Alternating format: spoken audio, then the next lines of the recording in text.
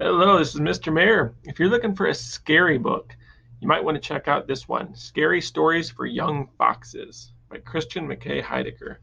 I'm going to read the first kind of introduction to the story. It's made up of 7 different scary stories. The haunted season had arrived in Antler Wood. The sky grayed, the leaves blushed red, and mist coiled through the trees like something alive. Even the pumpkins began to rot and show their true faces. On these chilled autumn nights it was best for fox kits to remain near their den on the edge of the wood.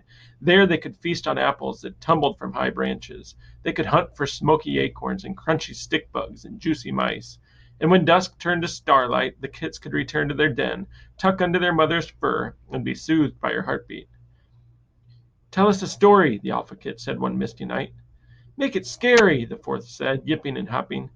"Yeah," said the third, snarling. "So scary our eyes fall out of our heads." "Please stop biting my face, children," their mother said. The kits behaved themselves while she smoothed out of bed for the night.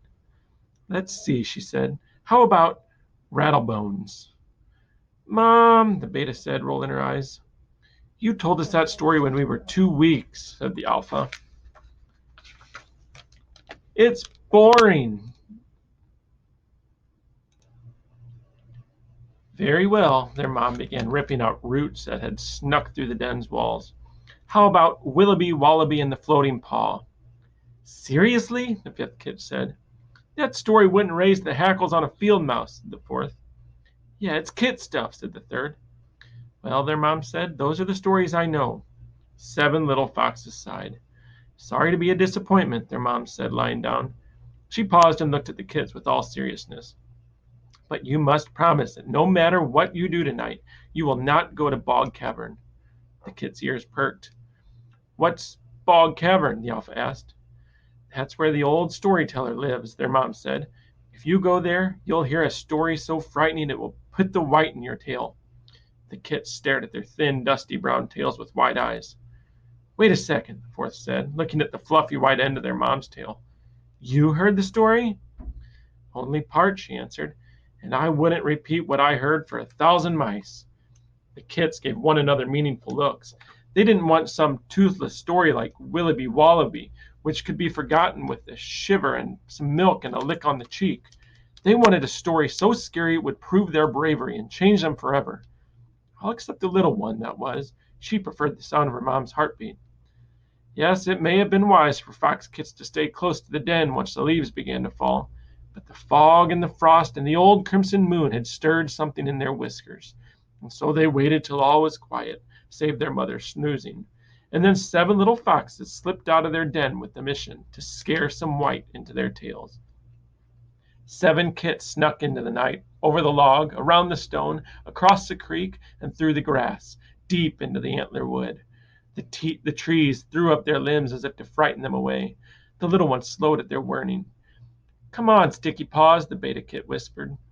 7 kits crept through the wood, beneath the bone-white branches, past the broken trap, beyond the cave of snoring, over the human bones, to the entrance of Bog Cavern. Roots dripped over its mouth. Fog oozed from its throat. The kits squinted into the darkness, but saw nothing but a pile of bones and skin. "Is the storyteller dead?" the fifth kit whispered. The fourth kit sniffed. "Doesn't smell dead." "Someone go nose it awake," the third kit said. "Don't look at me," said the beta. "I like my nose." "Shh," said the alpha. The bones stirred, then jerked up so abruptly every one of the kit's paws left the ground. The little one scurried behind her beta sister. The bones sat themselves upright, forming a sort of fox silhouette.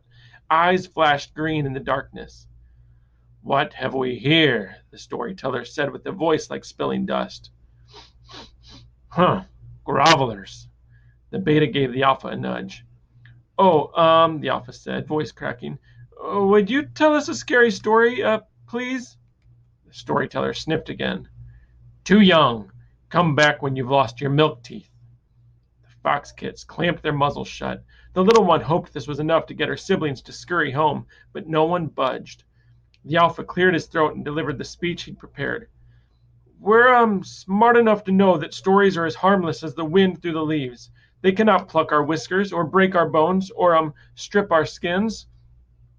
A silence grew behind the roots, so complete it seemed it could suck the kits into the darkness.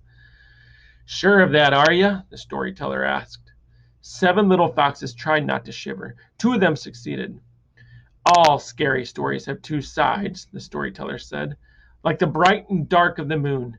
If you're brave enough to listen and wise enough to stay to the end, the stories can shine a light on the good in the world. They can guide your muzzles. They can help you survive. A cloud slid off the moon and shadows reared up around the cavern. The antler wood seemed darker now that there was light. But, the storyteller said, if you don't listen closely, if you turn tail from the horror and don't stay till the end, then the darkness of the story can swallow all hope. It can frighten you so deeply you'll never want to leave your den again. You'll waste away the days with your mother, forever smelling like her milk. The wind pawed at the leaves. The moon shined on the gray fur of the storyteller's face. So, do you still want to hear a scary story? 7 little foxes gulped. Only the alpha nodded. Come closer, then, the storyteller said, and we'll see which of you makes it to the end. The alpha marched forward. The third hesitated a moment and then followed. Then came the beta, and the fourth, fifth, and sixth, trembling. The littlest fox gazed back through the antler wood, over the bones, beyond the cave, past the trap, beneath the branches, through the grass, across the creek, across the stone, over the log, toward home. She breathed deep and padded close to the cavern with her siblings. 7 little foxes sat and listened. Our story begins, the storyteller said, in the Ivy Wood. And that begins the story. And what follows is 7 stories. Will all of the foxes finish to the end? Will you finish to the end?